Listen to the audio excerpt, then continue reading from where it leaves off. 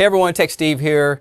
As you know, it's 2025 and we're still waiting on new televisions to hit the market, but we need to keep filming. So if you haven't noticed, I uploaded some podcasts and now we're back to TV videos. So there's gonna be a lot of mixture on this channel in the next up and coming weeks. But today we're gonna compare the Sony X77L to the Sony Bravia 3. Now, spoiler alert, the Bravia 3 is a better television. It costs more money. So the question is, once you see everything you need to see on this video, is it worth you spending that hard-earned money, or should you save some money on the X77L? We're going to go over some picture tests, movies, audio tests, all your basics to see which one is the best for your money. Let's get into it. The first thing we want to look at is viewing angles, and I would say that they look almost identical. Being that both of these TVs are 55-inch, they use VA panels, and both of them use direct LEDs, so you're going to get a more longevity out of the televisions. Now we're going to take a look at the back of these TV and the inputs, and as you can see, the Sony Bravia 3 has that signature design with the checkerboard finish. Now both TVs are wall mountable, and they do come with these little adapters on both TVs. Now as far as the inputs on the X77L, we do have two USBs, fiber optic output. With adapter you can hook up old AV products, and you do have three HDMIs where HDMI 3 is eARC for soundbars. You have an Ethernet connection, plus an ATSC TV tuner. And the Bravia 3 can be wall mounted as well. And here's the inputs on the Bravia 3. We have two USBs, one of them is 3.0. We have a fiber optic output. We have four HDMIs instead of three. One of them is eARC. You also have an Ethernet connection. And then we have an RS-232 port.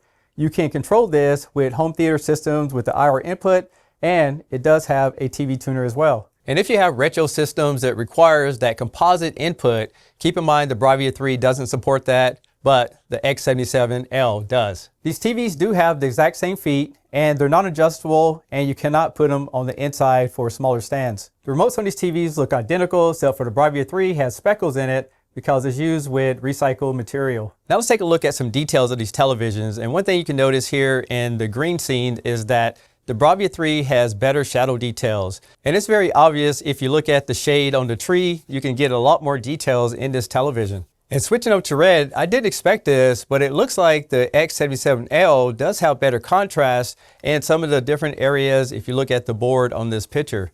And I also found it very interesting switching over to blues that the X77L appears to be more on the white side, a lot more brighter. But then again, the Bravia 3 has better shadow details, but I really like the looks on both of these televisions so far. Now switching over to sports events, I would say that both TVs look pretty good overall, but you can see that the color reproduction on the Bravia 3 has a lot more details in it, especially when it comes to grass. You're going to get a lot more greener scenes. You're going to get more details, but I will say the X77 will appear to be a lot more whiter, and the Bravia 3 is going to have more of a warmer look. Now when it comes to motion, I think both TVs do okay, but I really think that these TVs are really set up for movies. So you're going to get a little bit of judder when it comes to 60 frames per second content. But if you plan movies that's 24 frames per second, I think that'll smooth everything out. And you can go in here and change some settings as well to make sure that everything looks great. And you get a good picture on both televisions. And this was very apparent to me when I played some movies on it. The motion was a lot more smoother. It handled everything well. And I would say that you're going to get really good colors on both televisions. But you can see that the X77L has more of that white tone that I mentioned earlier, and the Bravia 3 has more of that warmer tone. So it all depends if you want to recreate the movie more like it's intended to. Now keep in mind, this is a recording, but here live, I would say you can see a lot more colors in the Bravia 3 over the X77L. And another thing I want to point out is that the Bravia 3 does support Dolby Vision, where the X77L does not. So we took a look at some different picture profiles, and as you can see, it's not too far off between the two televisions, especially if you're in a budget and you want a Sony television. But let's continue, and keep in mind that I have made a full video on both televisions, so you can go check that out right after this video. With that being said, let's do some testing. The first thing we want to take a look at is dirty screen effect, and I would say that you're going to see more of that white tone on the X77L and more of that warmer tone on the Bravia 3. Now, in my opinion, both of these TVs are very uniformed. I was looking for different areas of blotchiness and anything that's going to stand out to me, and I would say that both TVs are pretty consistent across the board, and you're not going to have any issues with any type of artifacts and things like that when watching any type of content. And since both of these TVs use vertical alignment panels and direct backlight LEDs, I didn't see any type of issues when it comes to blooming. So if you're watching movies at the end of it and see credits and things like that, you have nothing to worry about as far as any type of halo effect around the images. And both TVs have phenomenal upscaling. So if you look at the top bar, that is 480p that I stretched into the picture. And if you look at the bottom, that's 4K.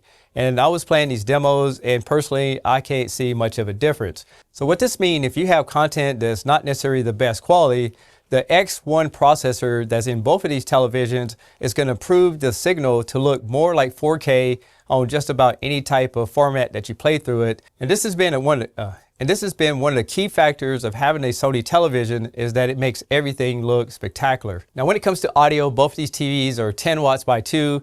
But one thing about these TVs, they have a small little bass port here at the bottom of the TV to give you a more fuller sound. Now I'm going to let you hear the difference between the two TVs so you can hear how each one sounds in different scenarios. This is a Tech Steve voice audio test to see how good this TV sounds for movies. For the next few moments, sit quietly and experience the range of this TV's audio capabilities as we test the boundaries of sound.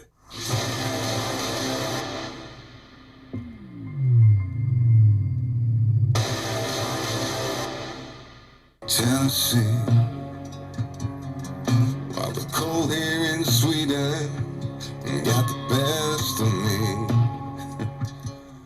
This is a Tech Steve voice audio test to see how good this TV sounds for movies. For the next few moments, sit quietly and experience the range of this TV's audio capabilities as we test the boundaries of sound.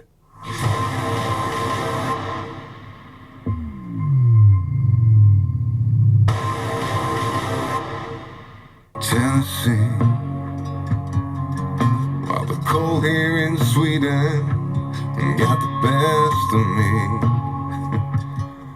And after re-listening to that, I would say that the Bravia 3 definitely has a much fuller sound, so you're going to get a better audio experience when it comes to this television.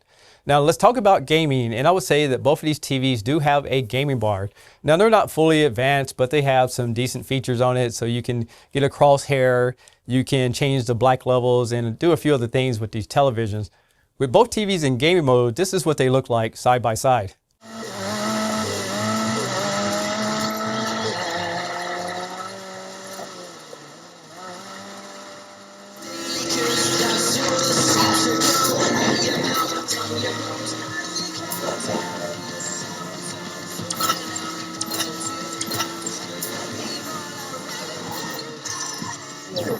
When it comes to gaming, I felt like the same experience on both televisions. The biggest thing that I could tell is that the Bravia 3 definitely had better colors. It's a lot darker, a little more contrasty, but keep in mind all these settings is something that you can adjust if you want to. So my conclusion is this. If you want to save some money, I think the X77L is a great contender. But if you're going to watch movies and you want to get that more natural, warm look to it, definitely buy the Bravia 3.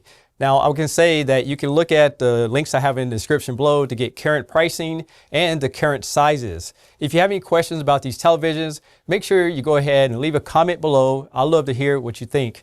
I'm Tech Steve. Thanks a lot for watching, and I'll catch you on the next one. Peace.